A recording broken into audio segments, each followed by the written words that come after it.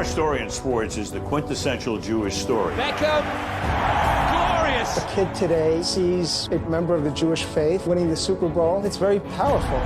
It's good to have you with us. Nelson Mandela famously said, sports have the ability to change the world. We are connecting to that modern tradition of being strong and resolute and, yes, athletic, competing against the world.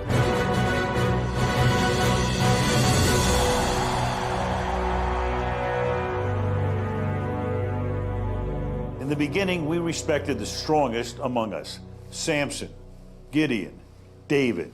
Yet over time, the biblical image of the strong and powerful Jew gave way to a stereotype of people who are weak, unwilling to fight, unable to truly compete on the athletic field.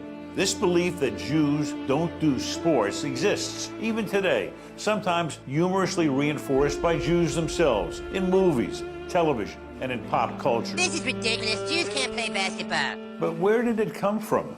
How did this stereotype begin? The answers can be found in the early practice of our faith. Between the eras of the first and second temples, we were ruled by the ancient Greeks, who idolized physical perfection. And then came the Romans, whose sporting events were barbaric. I don't think anyone in Western civilization would embrace Greek and Roman sports today. Sports then was a form of worshiping the body, and it was kind of brutal too, not to mention murderous, so that wasn't very Jewish.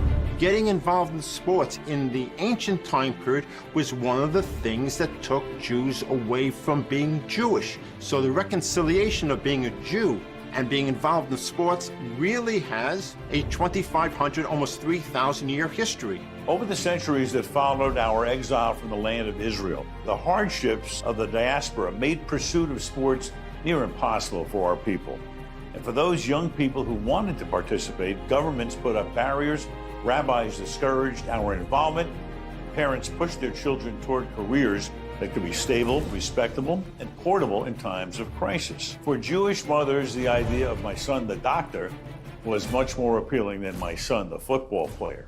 But as the 19th century was coming to a close, the winds of change were in the air.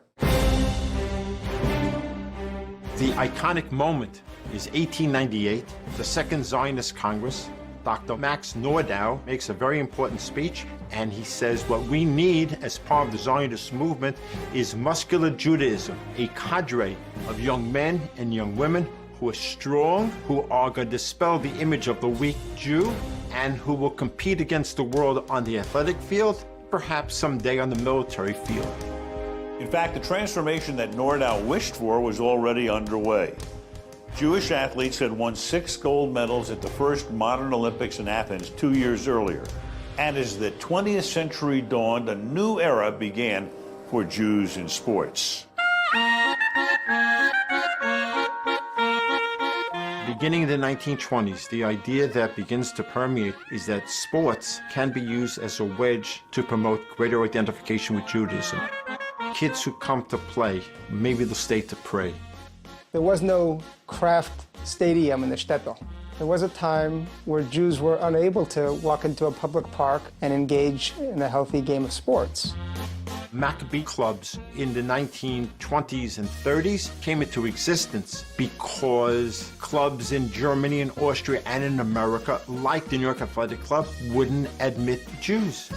We had to be very creative in order to survive, using our seichel, our wisdom. Driven by our need to combat discrimination and by our values of inclusiveness and social justice, we invented new games such as the Paralympics, as well as entirely new leagues. We also became pioneers in the art of self-defense, using what he learned battling anti-Semitic thugs in the Jewish quarter of Bratislava in the 1930s. Emmy Lichtenfeld created Krav Maga, which later became the Israel Defense Forces fighting system. Today, Israeli coaches train law enforcement officials around the world. The future is incredibly bright.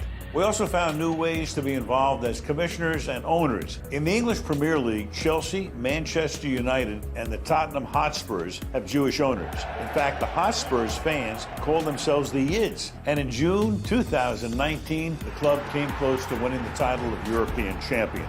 Ajax, with its fans known as Super Jews, is one of the most dominant soccer clubs in Europe and has a deep connection to the historically Jewish city of Amsterdam. In the United States, over 1/3 of professional football teams, 20% of hockey teams, and almost 40% of basketball teams are owned by Jews. Jeff Lurie and Bob Kraft fighting it out on the field, that's a positive message to our kids. Jewish-owned teams have won championships in nearly every field of sports. And some of the legendary coaches are members of the tribe. There was Red Auerbach, who led the Celtics to 9 National Basketball Association championships. Alexander Gomielski, the father of Soviet basketball. Ray Arcel, who trained 20 world championship fighters, including Roberto Duran and Larry Holmes. Soviet ice hockey Hall of Fame coach Nikolai Epstein, who led the national junior team to multiple European championships and developed some of Russia's greatest young hockey players. Irina Wiener, first gymnastics coach to receive the Olympic Order in recognition of her outstanding achievement in global sports. And Jose Peckerman, who led the Argentina national team and then guided Colombia to its first World Cup appearance in 16 years. The history of sports in the 20th century includes so many Jewish stars basking in the thrill of victory.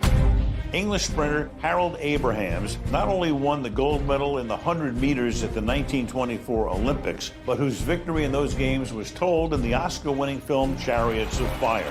In the boxing ring, there were world champions Barney Ross, Benny Leonard, and Max Baer. Boxing was very big. Jewish boxers came out of the hardscrabble neighborhoods. They were starkers. Starker was tough guys. But our success sometimes resulted in feeding a different negative stereotype. In the 1930s, there was an editorial writer for the New York Daily News named Paul Gallico who said, Jews are great in basketball because it fits the Jewish mentality. They're sneaky, they're smart alecky. Of course, it was anti-Semitic, but it was a Jewish sport. When the Knicks started the first season, 4 of the 5 starters were Jewish. Nat Holman, Dolph Shays, all these great players. In fact, the very first basket in the NBA was scored by a Jew. And in more recent years, Jewish women have made their mark on the basketball court. Sue Bird, and of course Nancy Lieberman, one of the all-time greatest female players and the first woman to coach a professional men's basketball team. Nancy Lieberman, the redhead from Queens who came to put women's basketball on the map. And on the baseball field, there are multiple Jewish Hall of Famers. Koufax decides that he's not going to play on Yom Kippur. He inspired a whole generation of Jews to the sanctity of Yom Kippur. Hank Greenberg, same story. Greenberg was one of the first American professional athletes to leave the game at the height of his career and go to fight the Nazis and the scourge of anti-Semitism. The Nazi regime told German champion high jumper Gretel Bergmann she couldn't compete in the 1936 Olympics because she was Jewish. She was not alone. We have the Berlin Games, Hitler's Games. What they wanted to show was Aryan supremacy, and to have Jews on the victory stand would be a counter-narrative to what they wanted to project. Banning of athletes to appease Adolf Hitler in 1936 was followed by tragedy during the Second World War, as dozens of Jewish European footballers were murdered in the Holocaust. And Germany's effort to rebuild its Olympic image was shattered in 1972 in Munich. They're all gone. In the former Soviet Union, athletes sometimes concealed their Jewish backgrounds in order to compete. And like chess legend Garrick Weinstein, better known as Garry Kasparov, sometimes even changed their names in order to pursue their passion. Despite these enormous challenges, we made history, set records, and won medals. And in a defining moment in Israel's sports history, shocked the world. 1977, Maccabi Tel Aviv was facing the Red Army basketball team in the European Championship. The game was supposed to be played in Israel, but the USSR didn't recognize Israel, and Moscow refused to allow the Soviet team to travel there or host the Maccabi team in Russia. So the game was played in a small village in eastern Belgium in a match called the Fight Between David and Goliath. David won, 91-79. And after the game, the team star, Tal Brody, spoke for all Israelis. Today, we celebrate the accomplishments of our modern Jewish sports heroes, like the Jewish women who have dominated the sport of figure skating. Americans like Sarah Hughes and Sasha Cohen, Russia's Irina Rodnina, and Oksana Bayul, who became Ukraine's first gold medalist in any sport. There are mega soccer stars who embrace their Jewish ancestry, such as Holland's Edgar Davids and England's David Beckham, who credits his Jewish grandfather for being his life's greatest influence. There is Amari Stoudemire, the National Basketball Association Rookie of the Year in 2003, Israel's Omri Caspi, and the Soviet Union's hockey star Yuri Lapkin. And there are the Americans, Lenny Kreiselberg, who won 4 Olympic gold medals, Derek Torres, who medaled in 5 different Olympic games, Alex Bregman, who led his team to a Baseball World Series victory, And Rosen delivers. quarterback Josh Rosen, known as the Hebrew Hammer, and this past February's National Football League Super Bowl Most Valuable Player, Julian Edelman. And in gymnastics, there's the determination of Kerry Strug, overcoming a serious injury to bring home the gold for her team, the success of 5-time Olympic champion Agnes Coletti, and the brilliance of Ali Raceman.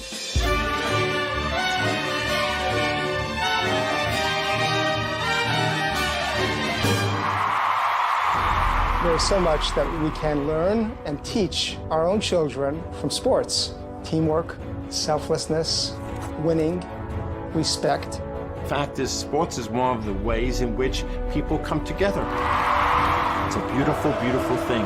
With each victory, with each success, the stereotype that has existed so many years is fading from memory. I don't believe it. Our athletes are creating an image that can make us all very proud. One of Jews who can and do succeed in every aspect of modern life.